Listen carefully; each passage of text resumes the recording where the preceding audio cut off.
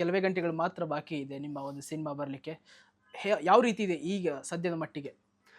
ಅಂದ್ರೆ ಯಾವ ರೀತಿ ಇದೆ ಅಂದ್ರೆ ಫೀಲ್ ಹೇಳ್ತಾರೆ ಫೀಲ್ ಆಗಿ ಆ ಒಂದು ಸೆಲೆಬ್ರೇಷನ್ ಅವತ್ತು ರಿಲೀಸ್ ಆಗೋ ಡೇ ಯಾವ ರೀತಿ ಇರಲಿದೆ? ಅದೇ ಖಂಡಿತ ಒಂದೇನು ಅಂತಂದ್ರೆ ಪ್ರತಿ ಸಿನಿಮಾ ಬಂದಾಗಲೂ ಟೆನ್ಷನ್ ಇರುತ್ತೆ ಅಂಡ್ ಒಂಥರ ಒಂದು ಆಂಗ್ಸೈಟಿ ಇರುತ್ತೆ ಒಳಗಡೆ, ಅಯ್ಯೋ ಏನಾಗುತ್ತೆ ಅಂತ. ಬಟ್ ರಿಯಾಲಿಟಿನಲ್ಲೂ ನಾನು ಇರ್ತೀನಿ ಕೆಲವೊಂದ್ಸಲ. ಬಿಕಾಸ್ ನಮ್ಮ ಕೈಯಲ್ಲಿರೋದೇನು ಕಂಟ್ರೋಲೇಬಲ್ ಫ್ಯಾಕ್ಟರ್ಸ್ ಮಾತ್ರ. ನಾವು ಏನನ್ನ ಕಂಟ್ರೋಲ್ ಮಾಡಬಹುದು ಅದನ್ನ ಮಾಡಬೇಕು. ಅಂದ್ರೆ ನಮ್ಮ ಹತ್ರ ಏನ್ ಮಾಡಕ್ಕಾಗುತ್ತೆ, ಪ್ರಮೋಷನ್ ಮಾಡಬಹುದು, ಜನರಿಗೆ ಎಷ್ಟು ರೀಚ್ ಆಗೋದಕ್ಕೆ ಸಾಧ್ಯ ಇದೆ ಅದನ್ನ ಮಾಡಬಹುದು.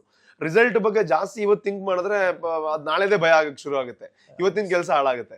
ಸೊ ಕಾನ್ಫಿಡೆನ್ಸ್ ಇದೆ, ಬಂದು ನೋಡೋರು ಖಂಡಿತ ಸಿನಿಮಾ ಇಷ್ಟಪಡ್ತಾರೆ ಅಂತ.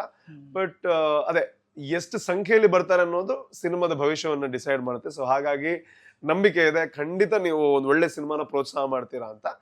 ಸೊ ನೀವ್ ಹೇಳೋದಂಗೆ ಏನೇ ಇಲ್ಲ ಅಂತಂದ್ರು ಒಳಗಡೆ ಒಂದ್ ಸಣ್ಣ ಭಯ ಇದ್ದೇ ಇರುತ್ತೆ. ಅಯ್ಯೋ ನಾಡಿದ್ದು ರಿಲೀಸು, ಹೆಂಗಾಗುತ್ತೆ ಓಪನಿಂಗು, ಎಷ್ಟು ಜನ ಬರ್ತಾರೆ.